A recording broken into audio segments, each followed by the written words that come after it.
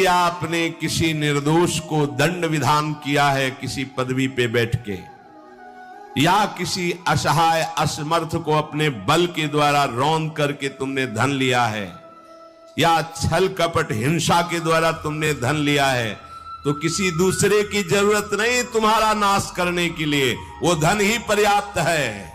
जो धन तुमने लिया है तुम्हें किसी दूसरे दुश्मन की जरूरत नहीं, वो धन ही तुम्हारा सर्वनाश कर देगा। देख लेना, खुद अनुभव कर लेना।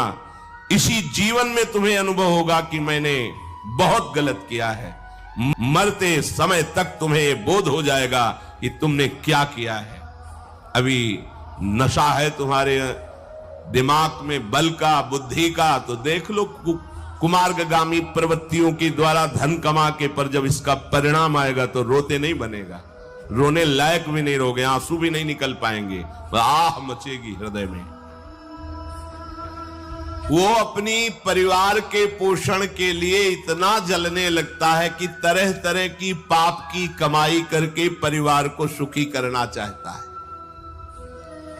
हे माता जी, वो धन वस्तुएं कमा के लाता है और उल्टा स्त्रियों के द्वारा संभोग आदि के समय प्रदर्शित किए हुए माया में कपटपूर्ण प्रेम को वो अपना जीवन समझ लेता है।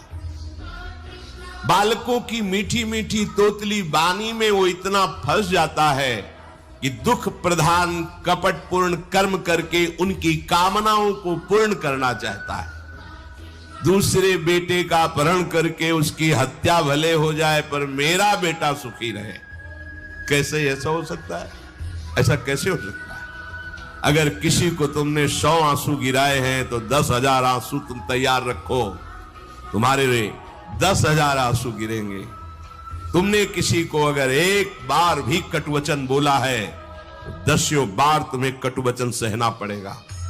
ये भूमि है, जैसे एक दाना फेंको तो सैकड़ों दाना पैदा कर देती, इसे कर्म भूमि कहते हैं। तुम्हारा कर्म बहुतायत होकर तुम्हें फल देगा, अच्छा या बुरा, जैसा कर्म किया है। अब वो सोचता है कि धन के द्वारा हम अपने और अपने परिवार के दुख का नाश कर लेंगे। इसी में वो सुख मानने लगता है कि एन केन प्रकारेण दंभ कपट पाखंड झूठ हिंसा दुराचार व्यभिचार कैसे भी हो धन मिलना चाहिए।